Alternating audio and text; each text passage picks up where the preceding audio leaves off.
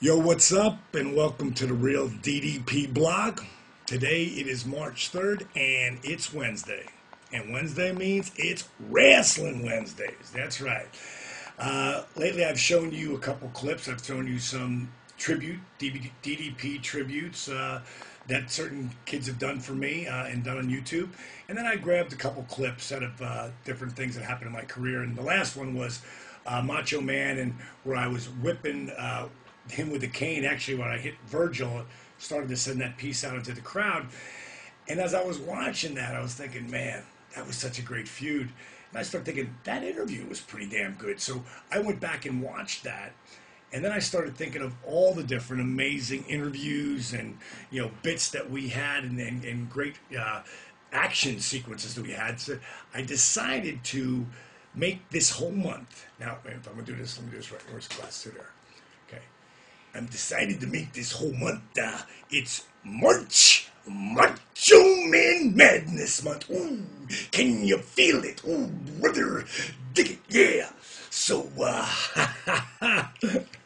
we sounded like Randy was taking a shit or something, didn't it? We'd be digging down deep into it. Oops, lost my glasses there. But what a great, phenomenal worker. His whole career, he was just amazing. He was on top for over 20 years, and ain't many guys that can say that. And he was an intense pleasure to work with. And you just didn't say, I'd like to work a program with Savage. Savage said, I want to work a program with you if he wanted to. And I was fortunate enough to have been in a spot that he'd been watching my career develop. And when the whole thing really hit with the NWO, he actually said he wanted to work with me, which was a huge honor. But the only reason that I'm in that spot, let me digress to where Kevin Nash and Scott Hall took the diamond cutter, and I got to take off into the crowd because that's what catapulted me. So I can't see starting the Macho Man feud without bringing up about the recruiting or the try to recruit Diamond Dallas Page in the NWO. So let's just go back to that moment in time where I was technically like a mid-card guy. But I had real relationships with Scott Hall and Kevin Nash, like real relationships. Scotty, I had helped him come into WCW when he needed a job. His wife was pregnant. Helped him create his gimmick, which at that time was a Diamond Stud, which later pretty much would just become Razor Ramon and went eventually back to being Scott Hall. So it all worked in a circle for him. And Kevin Nash and I tag teamed together. Matter of fact, Scott Hall was the first person I ever tagged with. First match I ever had was with Scott Hall in WCW. Later would tag up with Kevin Nash. We were in the Vegas connection at the time, and there was a point in time where Kev was going to quit, and I was like, dude, don't let them beat you, man. Don't let them run you off, man. You are going to be huge in this business. And, I just threw that shot of inspiration into making Kev believe what he already knew, but he wasn't sure of at the time. And he decided to stay. And next thing you know, he was Shawn Michaels' manager. Next thing he's the world champ.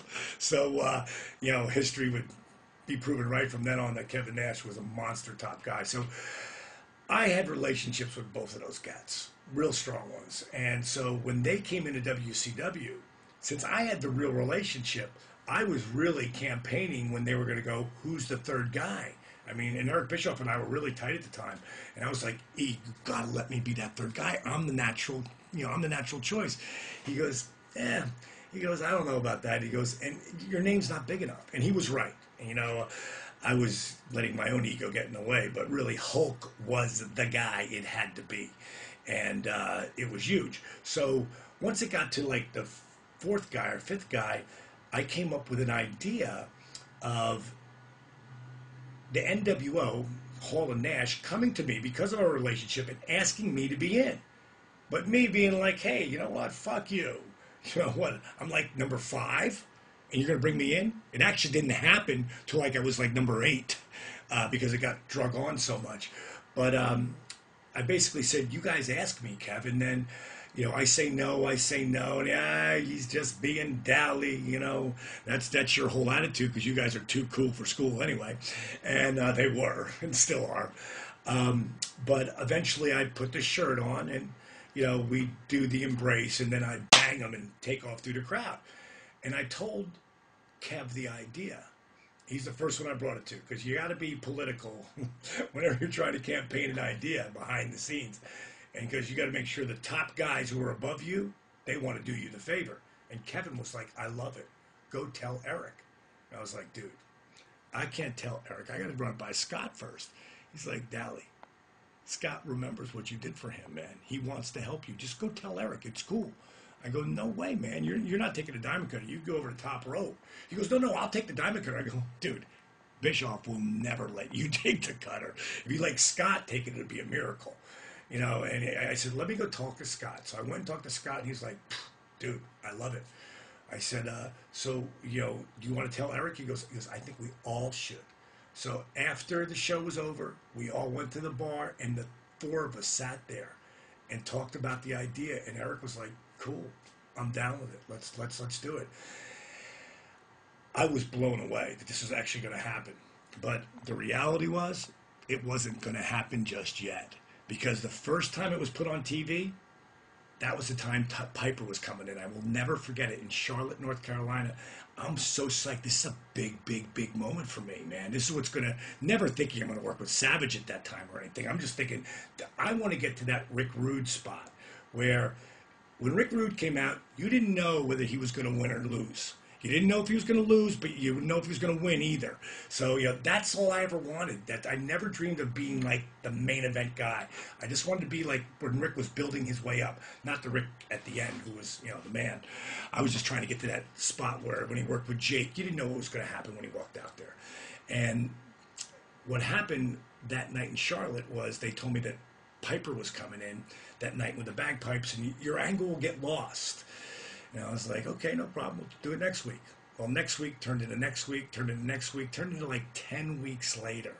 And when it finally happened, it was in New Orleans. So the first video under me, I chose it because it was a fun interview for me, and I got to do it with Mean Gene. And Mean Gene was the best. I loved it. It was like a dream come true when I finally started getting to work interviews with the Mean Gene one. It was amazing.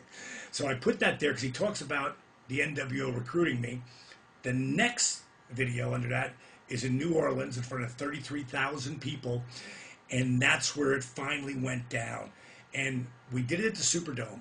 And just to know, the Superdome is so huge that you had to take golf carts to get from one section to another.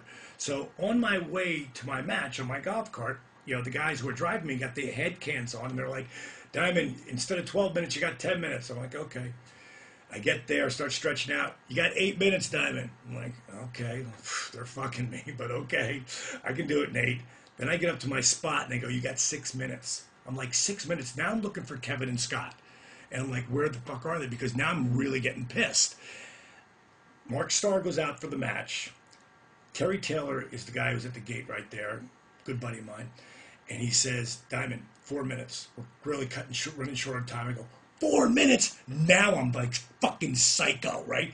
And I look over and here comes Kevin. I go, Kevin, they said I got 4 fucking minutes, man. 4 minutes. He goes, Dally, what do you always tell me in moments like this? I go, I don't know. What the fuck do I tell you? He goes, breathe.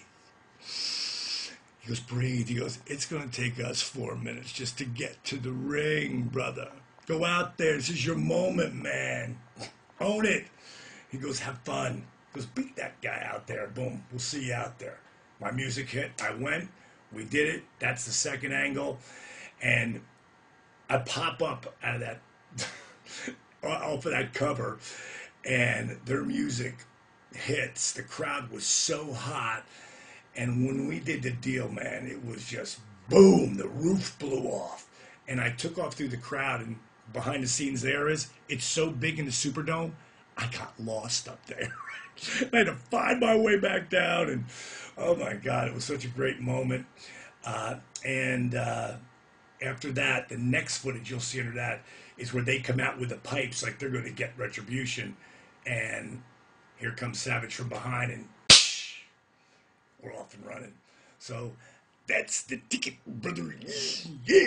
So check it out. Tell me what you think. And this might last more than just March. This might go right into April.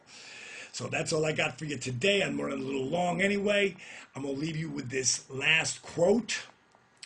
And that was definitely my thought running through my career. Failure was not an option. Don't make it an option for you. See ya. Bang!